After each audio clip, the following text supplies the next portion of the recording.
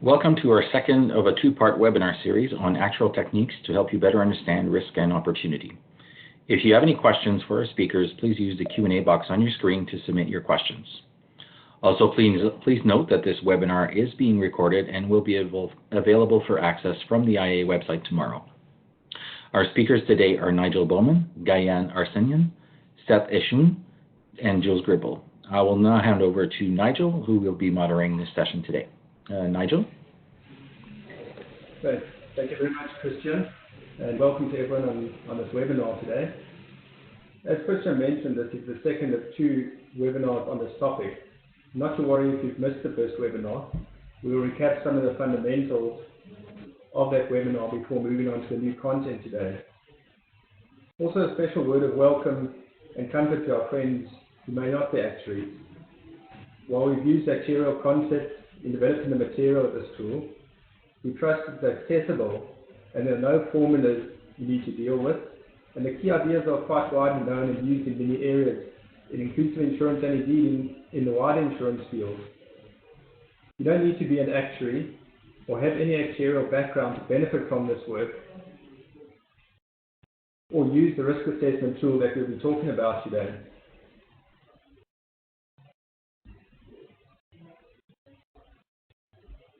As Christian said, my name is Nigel Bowman, and I'll moderate the session today. We have two excellent speakers who both work for insurance supervisors in inclusive insurance markets.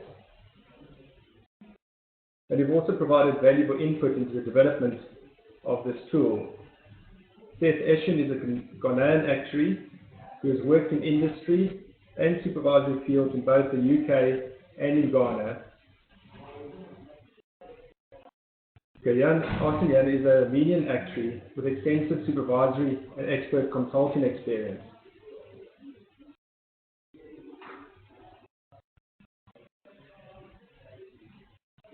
In the previous webinar, we demonstrated the tool that comes with the RAA paper on assessing risk and proportionate actuarial services in inclusive insurance markets. I remind you that the tool, paper and some work examples are available on the RAA website, actuaries.org, for you to download and to read. And if you've missed the first webinar from 2 weeks ago, you can listen to a recording that is also on the RAA website. Today I'm going to provide a brief recap of how the risk assessment tool works and how it should be used. We'll then look at two example applications of the tool. So both Seth and Gayan have applied the tool in their day-to-day jobs on examples that are pretty relevant in their day-to-day work. And we'll explain their experiences by a question and answer session from myself to them. I appreciate the tool may at times look a little bit complex to start with, but it's our experience that when people start using the tool, that the concepts start falling into place. So we really encourage people to make a genuine effort to start using the tool. And as was said in the previous webinar, the trick here is learning by using or learning by doing. So on the slide, we've got all the links that you need to the paper, to the tool itself, as well as examples and the previous webinar. And all this you can find on the RAA's website at actuaries.org, as I said. So moving on to the tool itself, and just a recap of what we spoke about 2 weeks ago. If you're on that call or if you weren't on that webinar, then just follow along and hopefully it'll all become clear through what we talk about here and then the example discussions thereafter. First, it's really important to understand that this is essentially only a tool, and the real value comes from how you use the tool. It provides a very systematic approach or process that helps you structure your thinking with respect to risk, record your inputs so that they can be reviewed and adjusted as you go along, so essentially applying the actuarial control cycle, and provide a record for future reference. And any of us who've scratched our heads about decisions taken a few months ago as to why we took those decisions, I think you'll realize that that's quite invaluable. The process should also provide you with a deeper analysis of risk and may help you identify issues that were not previously thought of or obvious from the start and may not have been considered. It's important to recognize that the outputs from this tool are essentially inputs into a broader decision-making process, as illustrated in the little diagram at the bottom of the slide. So essentially, the output of the tool goes into this broader decision-making process where you're using a lot of professional judgment to make your decisions, and also where there are other considerations that are not actually covered directly by the tool. Considerations such as institutional biases and objectives. For example, if you are sitting in an insurance supervisor or regulator, you have a very different mandate from someone who's sitting in an insurance company owned by shareholders. You also have different regulations, business strategic fit, the wider insurance industry and political context that need to be taken into account when formulating your final decision around whether the level of riskiness of a particular product or venture is acceptable. While the focus of the development work of this tool has been largely on inclusive insurance markets, there's absolutely no reason why this process cannot be applied more widely and in more traditional and developed markets. As I've said, it is a tool and it's really up to you to decide when it is reasonable and applicable to use this tool. Moving into the detail of how the tool actually works. The tool itself really looks at two key aspects of product development: the product itself and the provider's capacity to deliver the product to consumers in a long-term and sustainable way. Each of these two dimensions or aspects of the product, which we call product and provider, entail risks that should be assessed and mitigated to the extent needed for the product overall to be acceptable and within the insurer's risk appetite. So in terms of product, that's essentially what's outlined at the top of the slide there. In terms of the product risk assessment, that's really dealing with the product features which influence risk. Things like whether customers actually will understand the product, whether there's data available to price it, etc.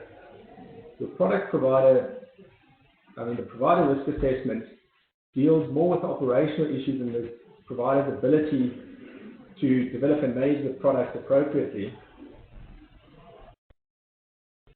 And each of these dimensions entail risks which should be assessed and mitigated to the extent needed for the product to be acceptable overall and within the insurers or whoever the assessor may be within their risk appetite.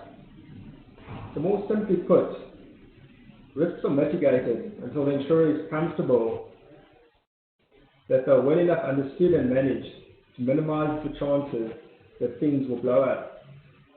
Now, to make an overall assessment of the risk, we will need to effectively add the assessments together from both the product and the provider dimensions to get an overall outcome.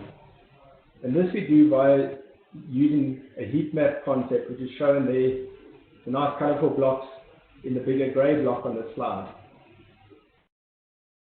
So each of the product and provider assessments provides one of the input axes, and the result is read from the heat map. So for example, what we're illustrating here on the screen is the product risk assessment on the vertical axis or your leftmost column, where the assessment came out in the yellow block. Your provider risk assessment on the horizontal axis, the top row, where the assessment has come out in the orange block. And you read down at the intersection of that row and column, you get to a yellow block, which in this example is within the risk appetite and shown as a yellow tick under the overall risk assessment. What this means is that you need to specify the heat map and the parts of it that are within the risk appetite and those parts that are not within the risk appetite before you start doing your assessment. Otherwise, there'll be, I guess, the temptation to fit the answer to your desired outcome.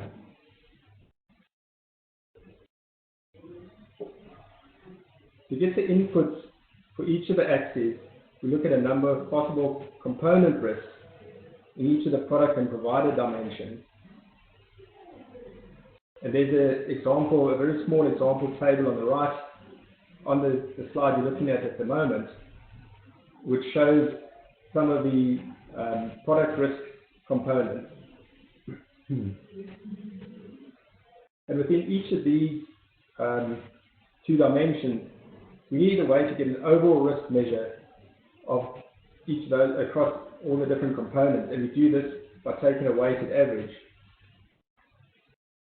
And for each of those components, in the example here, the sum assured, data, and reinsurance, we first need to assess the risk weight, which is how important the risk is in the specific context. We then assess the risk score, which is an assessment of how well the risk is managed. Now, I know frequently when we've presented this tool, there's been quite a bit of confusion between the difference between a risk weight and the risk rating or risk score itself. So maybe just as a quick example to illustrate, I'll use the reinsurance risk component down there.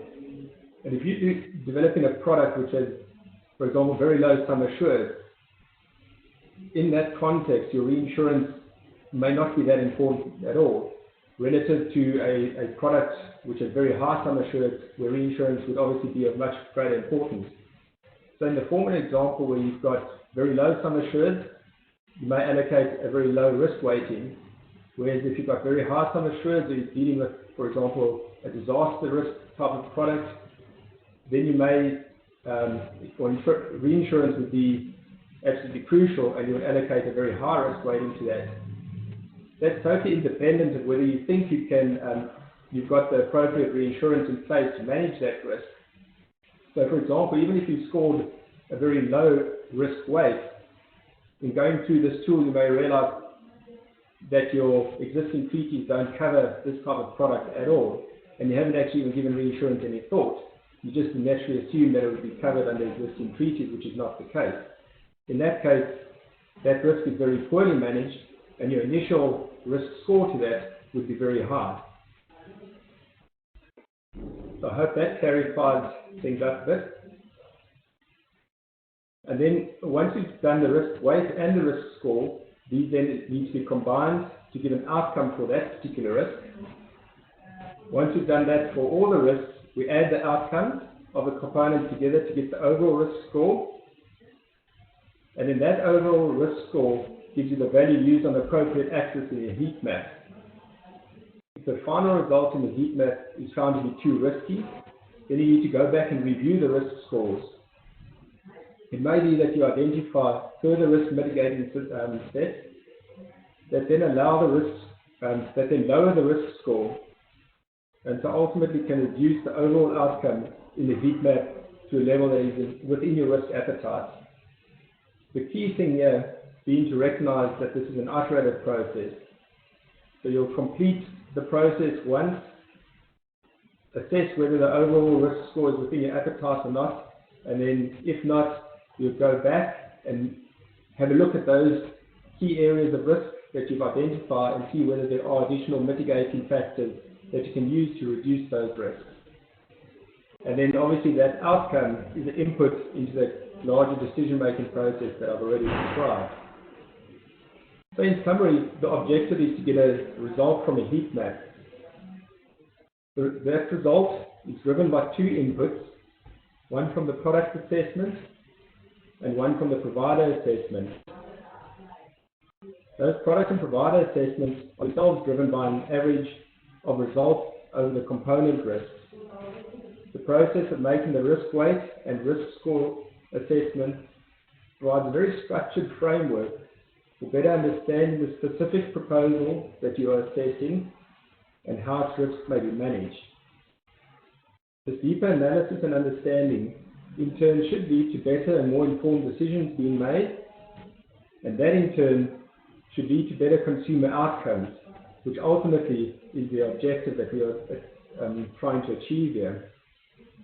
Also, the insurer or the product provider will better understand the risks and the management and so should provide a better long-term sustainable service and product. And again, everyone actually wins. That's really what we're setting out to do. We're now going to move into the question and answer session with Seth and Gayan. Just a reminder to everyone to please use the question and answer panel that you should be able to see on the right of your screen to submit answers and questions to us, and we'll be glad to answer those questions. So now moving on to Seth. Seth, you're currently the head of supervision at the National Insurance Commission in Ghana. Can you maybe briefly just explain what that role entails? Okay, so in Ghana, there's a separate regulatory body that is in charge of the regulation or supervision of the insurance industry in Ghana. So that is the National Insurance Commission. And my responsibility within that institution is to help the commissioner undertake the day-to-day supervision and regulation of insurance companies and their intermediaries. So that is my day job. Okay, great. Thanks, Seth. And I understand that mobile microinsurance is very popular in Ghana. Can you maybe give us a sense of how that business model actually works, and as well as the number of customers who are currently covered by such products in Ghana? Okay, what you say is very correct. So in Ghana, until 2011, we didn't have a lot of microinsurance at all. What we had was the mainstream insurance companies just looking after the middle class or the upper class. And then there was an effort by the industry together with the regulator and some NGOs to try and make insurance more available to the other segments of the country. So microinsurance was done, but the difficulty there was trying to get to the policyholders because the premiums were so small, and it was difficult to be able to get a model which was efficient. So the use of mobile money, or the use of the mobile platform in which the insurance was sold through a mobile platform, was a cheaper avenue of being able to get to the policyholders. So initially it started with what was called premium, which was basically if you use your mobile phones a lot, then depending on the amount of airtime or amount of credit that you use, you get insurance as a free that's attached to it.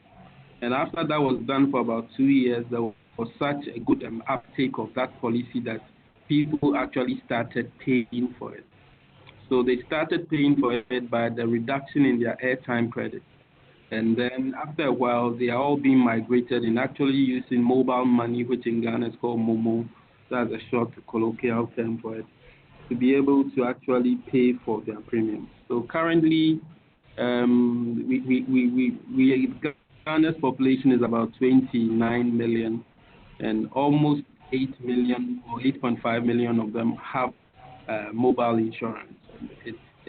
It's been one of the most popular way of getting insurance to the mass market. How it actually works is that there are normally three parties involved. There is the insurer who underwrites it, and there is what we call technical service providers. So you have the likes of Microinsurance or Star Micro or Bima. Those are the three companies that are popular in Ghana. There's another one called AO as well, so there are 4 of them. And those companies they do the underwriting, they do the marketing, and so they do the traditional things that the insurer does. All the insurer does is that the insurer bears the risk or underwrites the risk. But when it comes to administering the product, selling the product, handling claims, it's all done by these technical service providers. And then the third party involved in it is what we call the telcos or the MNOs. So these are the Vodafones or the MTNs in Ghana, whose network is used to be able to have the platform to sell the insurance. So there's basically three parties involved. And there's always a need for there to be agreements in place to ensure that the risks involved in it are adequately handled. Yeah, thanks, Seth. Yeah, so it sounds like it's actually been a really successful model in penetrating the market, and is quite popular. Managed to cover so many lives in a relatively short time is quite an achievement. But what are some of the key risks that you as a supervisor are concerned with regarding the operating model? Okay. Some of the key risks to us are what we call franchise value, or the value of the policy to policyholders.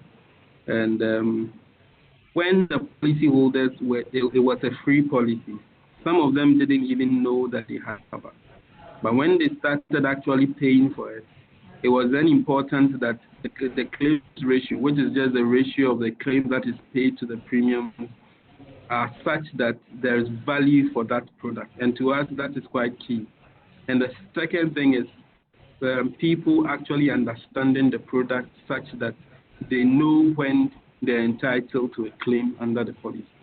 So those are the key, some of the key risks. The other risk that we have seen, which is a learning from what has happened in other countries, in which, because of disagreements between the three players that I described, that's the telcos, the insurer, and the third service providers, a policy which was doing well is just stopped, and cover is then policyholders who are on cover are then hanging, and there's nothing to cover them. So those to us are the three key risks that we think that needs to be handled, such that policyholders get value for it. They know they have a product, and to ensure that because of disagreement between the players, people are not left without cover. Those to us are the key risks that we worry about when it comes to mobile insurance.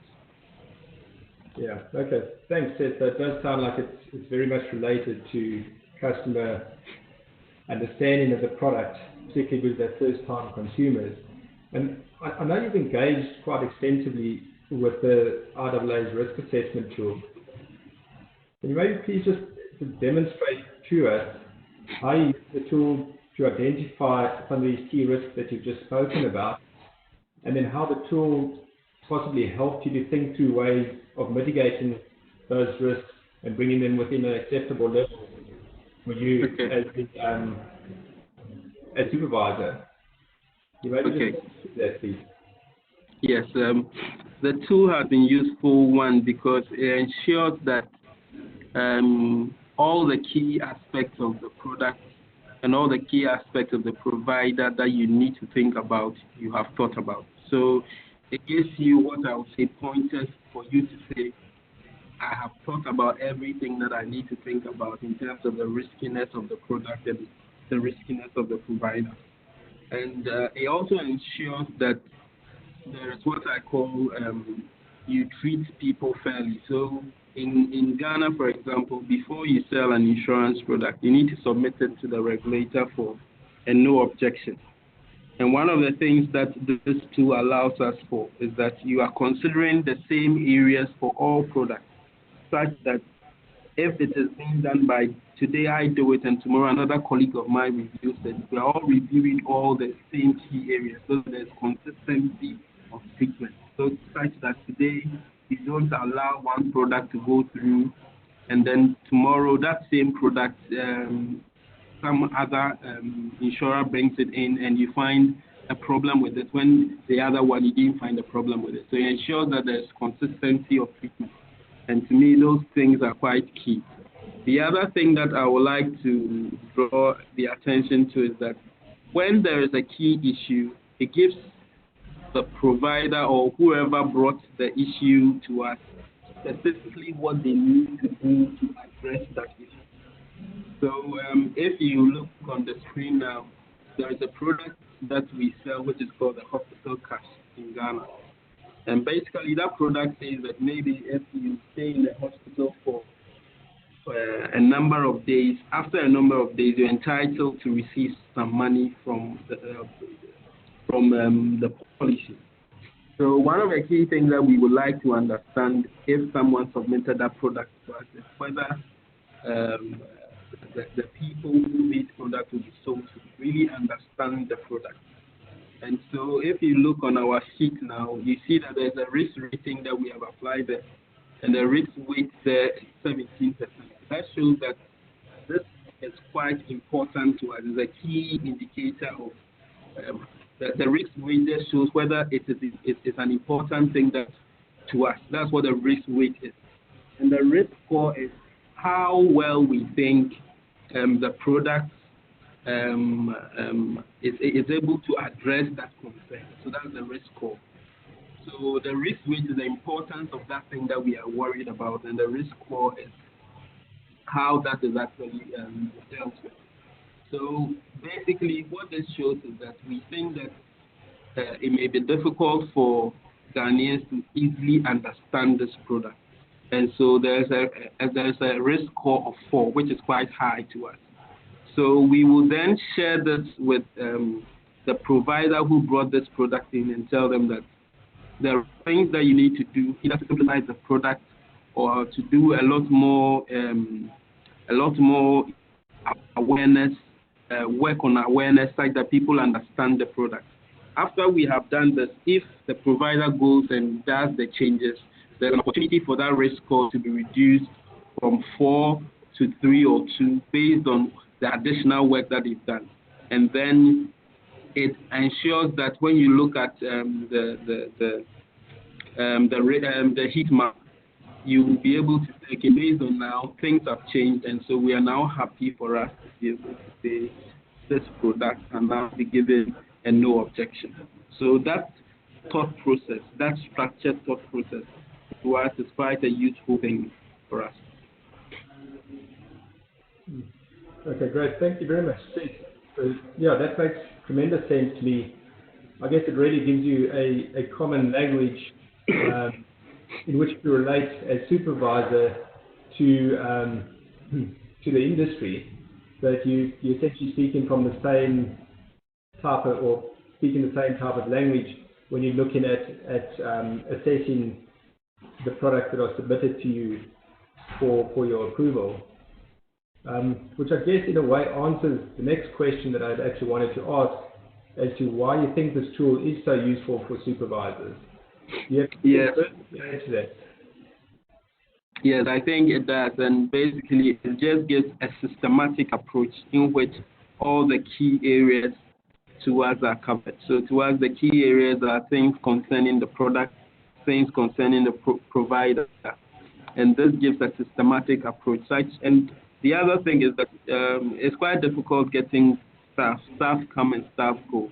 So if you have a systematic approach which is documented as it is, when there are new staff, the same approach will be used as it was used previously. And so those to me are the key benefits of this. Mm-hmm. And you're sitting on the supervisory side of things, but to an extent you've probably already addressed this, but do you think it would be useful for insurers and other industry players to use this tool as well? I think so. I think for an insurer, it just gives them what I call something like a control cycle, such that after you've done all this product, after you've done all your market research, this tool gives you an opportunity to be able to think whether you have looked at all the key issues that you need to look at. And to me, it's like a self-assessment form, which is quite important that they do to ensure that even if there isn't any product approval in the region that you work in, it's still important that you do an assessment to see how easy it is for clients to understand and what are some of the key areas that you need to look at when you are doing product development, for example. Okay, thanks, Seth. So it sounds like you find this tool really useful.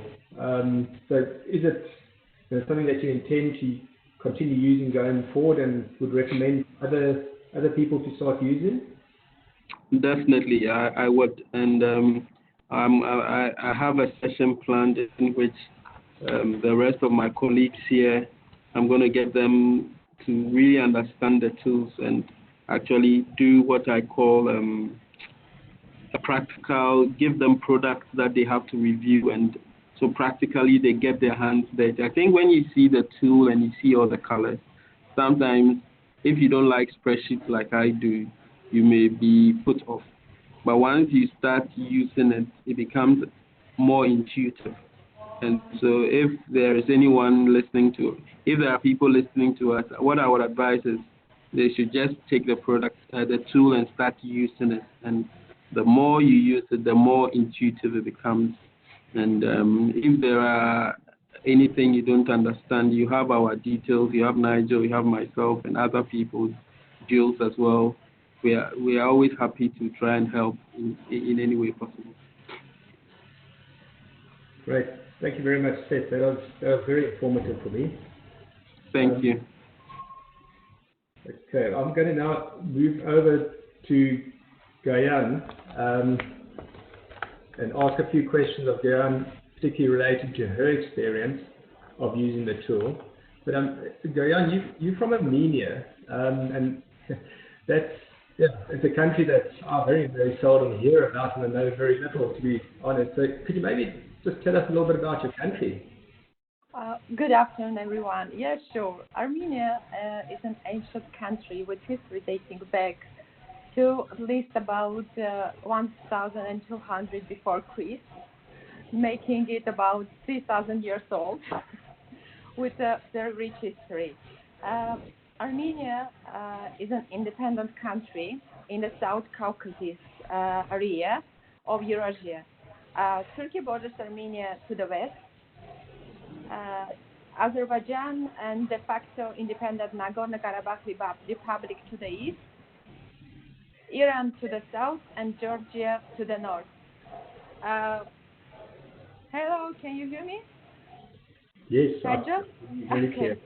Yeah, in 301, Armenia was the first state to formally adopt Christianity as an official state religion. Actually, it was 12 years before Rome. Following a difficult transition after independence in early 1990s, Armenia's economy saw sustained growth, supported by ambitious reforms and remittances from the global Armenian diaspora, which is quite big. However, during the last 30 years, the corruption level was very high, causing certain difficulties in attracting new investments to the country. Fortunately, the situation was changed in 2018 when, with Armenian Velvet Revolution, where the serious anti-government protests in Armenia succeeded the resignation of Prime Minister, dissolving National Assembly, which is Parliament of Armenia, and the re-election of new parliament. So, population is 3 million. Current GDP by the end of 2017 is about 12 billion. GDP per capita is 3,800. We have a quite high poverty rate, which is about 40%. Life expectancy at birth 74.2. Well, that's short about Armenia. Oh, great. Thanks, Karan. Sure, I've certainly learned quite a bit, and I didn't realize we had such a rich history in Armenia. I think I'll have to put it on my bucket list to come visit one day. But You're welcome. Thank you. You work for Armenian insurance supervisor. Can you just tell us very briefly about your role there? Well, I work at the Central Bank Armenia as a supervisor actuary, and I'm responsible for surveillance of calculation of insurance premiums and creation of technical reserves by insurance companies. I also examine and review accuracy of financial statements on insurance reserves and insurance premiums, identify and evaluate the risks, investigate the rating methodology of a new business strain and business plan for a new established insurance company. I also organize and ensure an accurate, timely, and reliable management and prudential reporting. Okay, thank you very much. And I understand that you've fairly recently applied this risk assessment tool that we've presented again today to the Armenian public sector health scheme. Mm-hmm. So you may please give us a brief description of that scheme to us and how it works. Okay, that was actually second attempt to implement such a product. The first was failed. That's a social health insurance product for 100,000 public sector employees. The insurance policies are renewed annually and have some insured about 8,000 USD. Well, it is not through commercial venture as such, and the product was introduced for the public policy reasons. There's a kind of social product. The government, through the central bank and Ministry of Health, involved in the process. The insurer industry is familiar with type of insurance like this health insurance, because as I told, there's a second attempt. But not so familiar with the low-income market. We don't have microinsurance products widely used in our market. Technical services provider, which is the other area of this product, with expertise but not local experience, was appointed to provide the various services like policy administration, claims management, and actuarial expertise to help with risk management processes. Customers don't deal with insurer itself. They deal with hospitals and health services providers. And they use the e-health system, which is a big IT platform where all activities recording there, and everyone, every client, every patient has unique records, a unique number for records, and all his history is recording in his personal account. Well, hospital admission rates are fairly stable and predictable because it's, let's say, agreed with the Ministry of Health. Historic insurance experience data was available for a similar product, I said, but of very poor quality. The product was implemented without market research, product design, prototypes, or testing. It was like without anything, just implementation, and that's it. Pricing assumptions are based on a Ministry of Health calculation statistics, which are likely to be reasonable estimates of the target market experience. The large volume of data makes it credible, although the accuracy is remain uncertain. Everyone pays the same premium. The product is renewable annually, as I told, so any incorrect pricing can be adjusted reasonably easily. Well, that's about product. Good, thanks, Gayan. Apologies. Yeah, so that gives us a really good idea, I guess, of how that scheme works. And you've already sort of delved a little bit into some of the issues that may be arising out of it. But could you maybe just highlight some of the key drivers of the risk that you've identified when you were using this tool? Well, main risks arise from the product rather than provider side and relate to potential lack of knowledge of customer base and fraud, moral hazard, and anti-selection potential. Well, application of the actuarial control cycle will pick up fraud and allow for adjustment if design or pricing is incorrect. Well, target market, as I told, is a public sector employees, but it didn't. It has analog, which I told, which worked about 2 years from 2012 and by 2014. But it didn't work because of political reasons. So, because of, let's say, the level of loss was very low. So this failure reflected the problems for the present product because and this tool helps to discover it. It helps to see that the most problem is come not from the place I was expected, but from the product itself. I was thinking that providers and all the counterparties with which stakeholders which involved in the process has a really very high risk, but actually the tool helps to understand that the most problems come from the product because the product design and the not appropriate pricing policy. So that's actually the other problem that policyholders, let's say, they call policyholders these employees who has these social packages. They actually literally are not very well educated in terms of insurance. Of course, the implementation was provided by public campaigns to which help to become more aware about the product, but actually the level of insurance education is very low. Yeah, great, thanks, Gayan.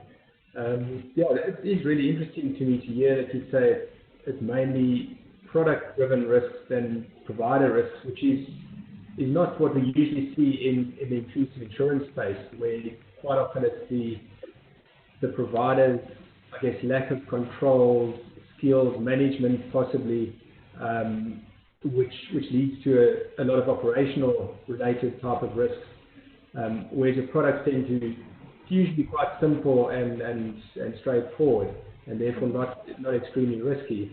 But I understand that you'd actually done quite an in-depth risk assessment of the scheme prior to applying the tool, and then you obviously applied the tool as well. So I'm just wondering how the risk assessment outcome when you applied the tool, was that different from your original assessment, and how did it differ? Oh, well, definitely the tool was very helpful.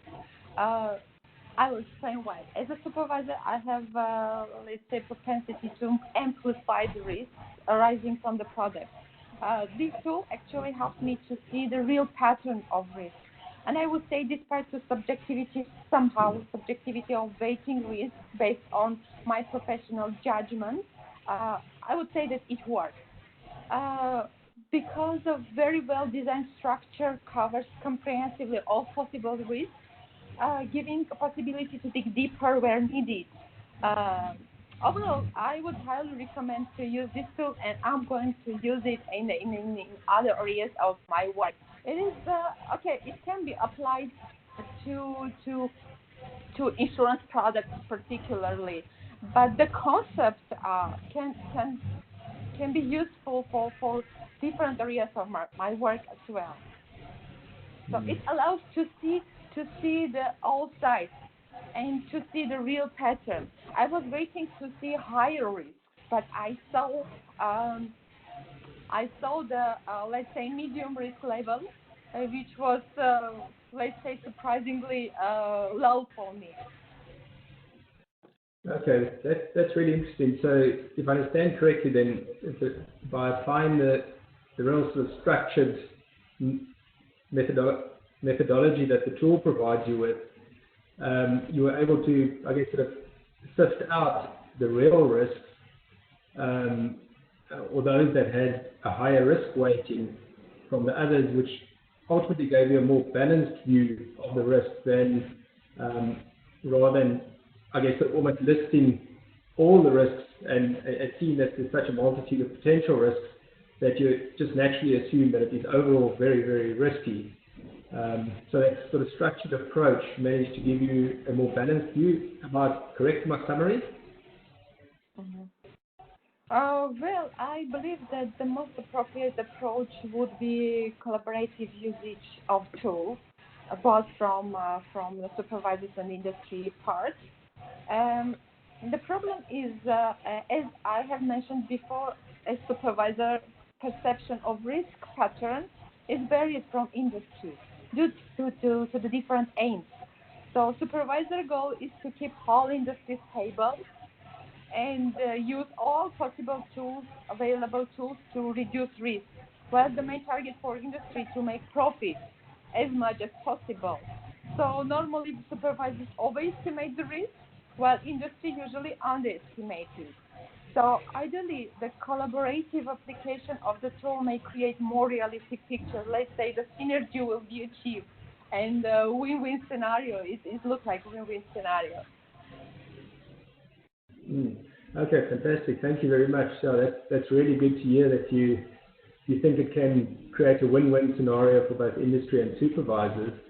So I guess you've actually answered my final question, whether you will be using this tool going forward and whether you think it's something that other people should also be using.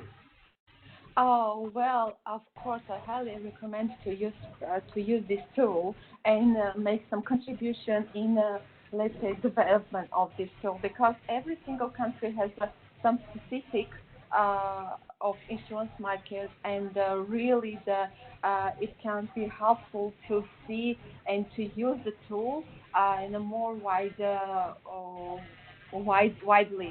So I really recommend to use this tool. It is quite helpful.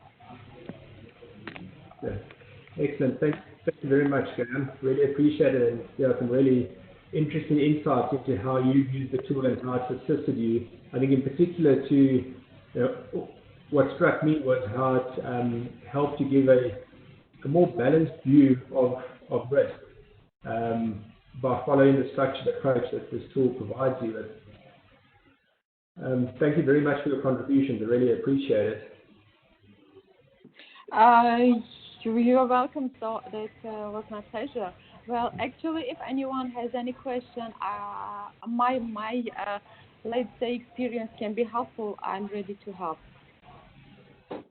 Good. Thank you very much for the offer, Gail. Okay, we have approximately 10 minutes left. And I don't see very many questions besides, I can say Raphael asking about sharing the link to the tool and the previous presentations. I see Jules has already answered that, saying it's on our website, actuaries.org. Yeah, that's certainly one place. I think we can probably email those links out to all people who attended this webinar as well, to make it sure that you can access it. And you're asked to please submit a few more questions. If you do have any questions. Hi, Nigel. This is Christian. So we do have a couple questions that have come up. There's one for Gayan. You said regulators overestimate the risk and insurers underestimate the risk. How can you use the tool to facilitate that discussion? Thank you for the question. That was really very interesting. I'm thinking that a supervisor and industry can independently make this comparison, and these two tables, let's say two assessments, can be joined, of course, after some series of discussions, and it can be joined and make one real picture of the risk. I think so. It should work. That's my vision. Okay. Our next question from Joshua. Would it be seen as helpful for insurers providers to supply the tool outputs with product submissions for approval? Yeah, thanks, Christian. I'm quite happy to take that. So, Josh, yeah, that's actually ultimately the objective we're aiming for is for both industry and supervisors to use the tool. So I think in particular with submissions that can be really useful. We'll probably see at the start when a submission is made that the independent assessment or supervisor comes out quite differently to what the product provider thought the level of risk of that particular product is. I think the real usefulness in the tool is providing a common language for supervisors and product providers, insurers to sit down and to discuss those differences and find common ground.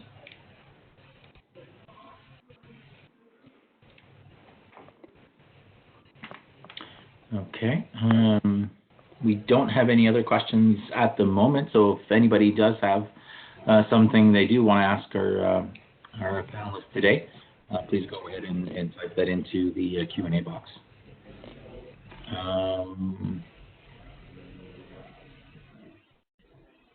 Jules, I can hand over back to you in the meantime if you want to say anything further. We have approximately 7 minutes left on our webinar.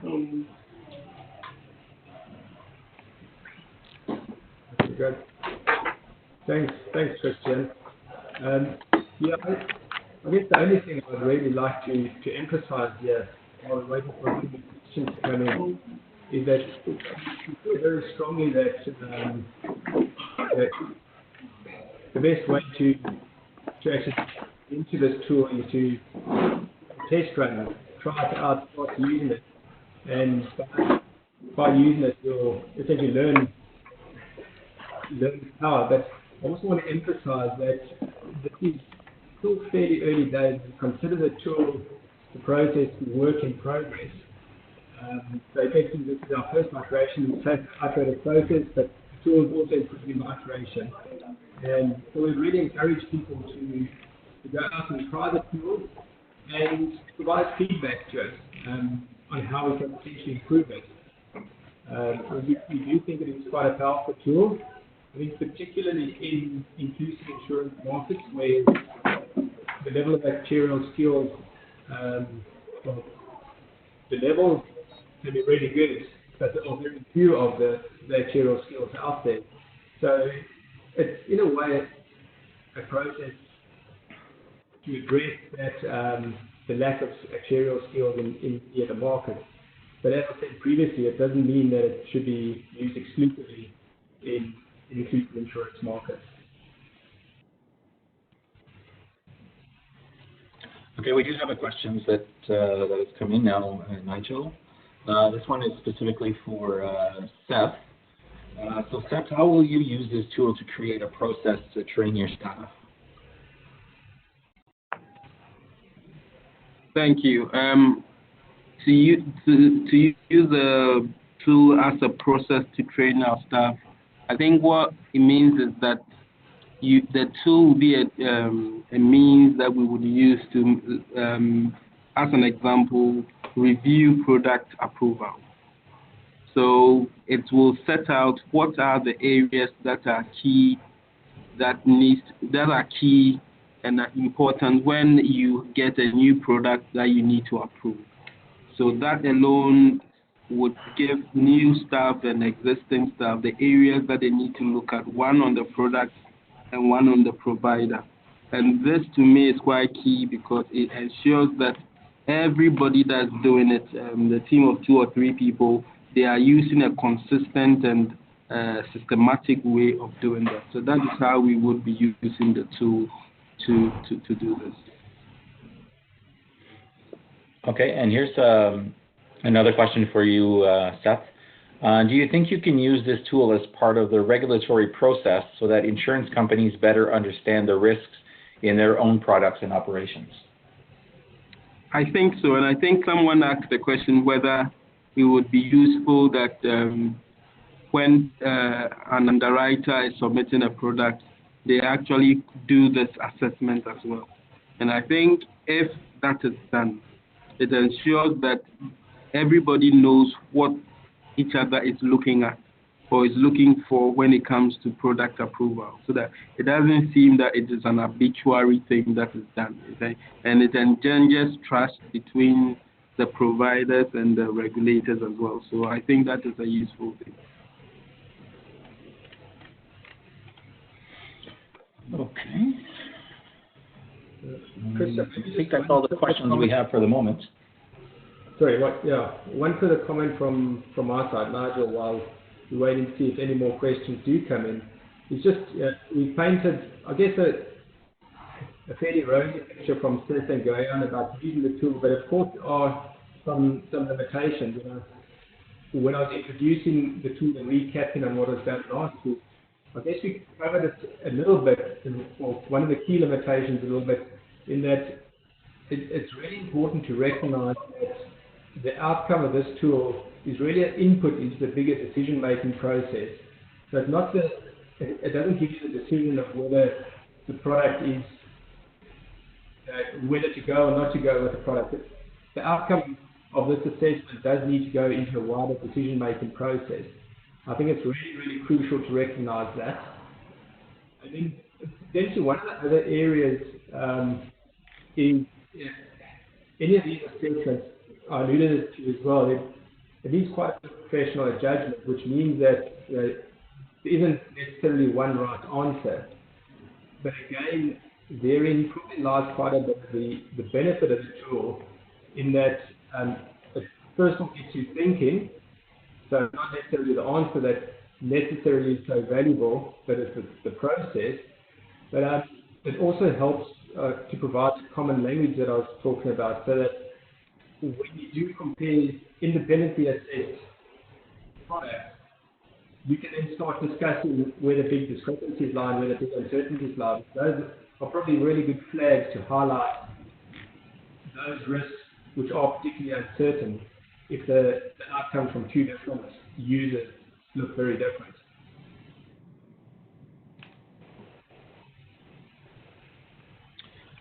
Okay. Unless we have any other questions, we can close off the webinar. Do you have anything else you want to close off with, Nigel? Yeah, I would really just like to say thank you very much to everyone who did attend today. We really appreciate your attendance. Thank you very much to Seth and Goyan, our panelists. Thank you very much for sharing the good insights that you have provided us today around how you've used the tool.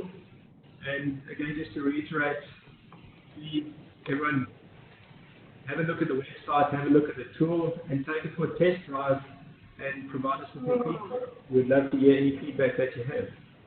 Thanks, Christian. Okay, thank you very much. And I put it in the chat earlier. There is a link to access the paper in the past webinar that we held a few weeks ago. But we will send an email to all of the participants from the first and second webinar to give you access, again, a direct access to the information. So thank you very much for attending. Goodbye. Thank you.